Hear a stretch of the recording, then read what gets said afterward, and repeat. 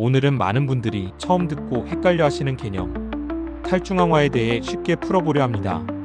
그리고 탈중앙화된 돈, 비트코인이 왜 중요한지 함께 알아보겠습니다.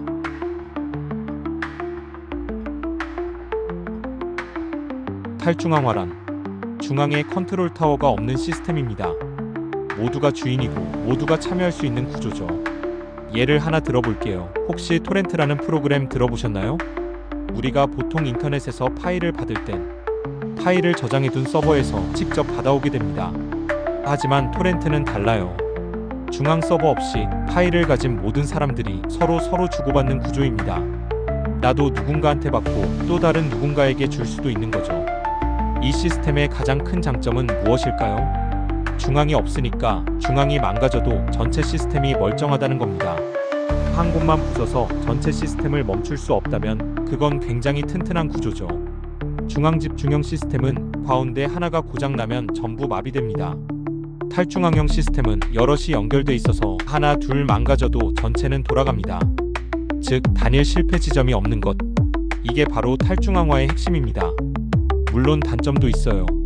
모든 참여자가 역할을 나눠 가지다 보니 공간을 더 쓰고 의사결정도 느릴 수밖에 없습니다. 하지만 그만큼 더 안전하고 신뢰할 수 있는 구조를 가지게 되는 거죠. 비트코인은 가장 성공한 탈중앙화된 돈입니다. 기존의 돈, 즉 은행 시스템은 중앙집중형입니다. 우리는 은행에 돈을 맡기지만 사실 그 돈은 금고에 고이 보관되는 게 아닙니다. 예금은 정확히는 은행이 내게 써주는 일종의 차용증일 뿐이에요. 그리고 은행은 그 돈의 일부만 보관하고 나머지는 다른 사람에게 빌려줍니다. 이걸 신용창출이라고 하죠. 문제는 이 시스템이 불안정하다는 겁니다.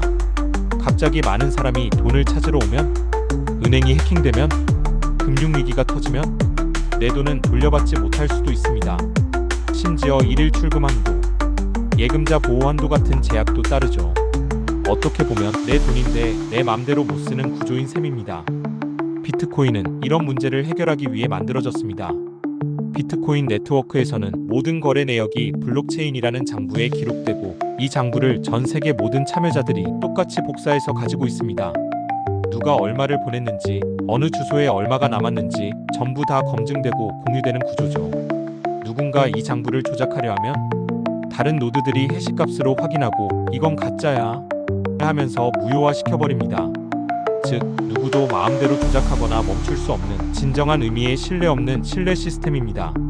비트코인은 이자도 없고 대출도 없다고요? 이자와 대출을 받는 기존 금융 시스템의 행위가 지금껏 나의 구매력을 희석시키고 화폐 가치를 약화시키는 행위였습니다.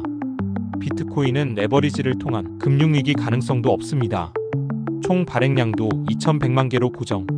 정부가 마음대로 찍어내는 화폐와는 다릅니다. 그리고 무엇보다 진짜 내 소유, 내 통제 아래 있는 돈입니다.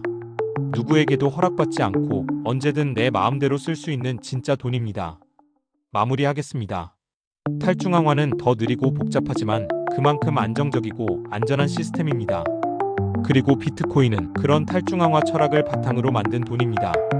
누구도 조작할 수 없고 누구도 멈출 수 없는 진짜 자유로운 돈이죠. 기존 금융 시스템의 한계를 느끼고 있다면 비트코인을 다시 한번 깊이 생각해 보시길 바랍니다. BTC 모아였습니다.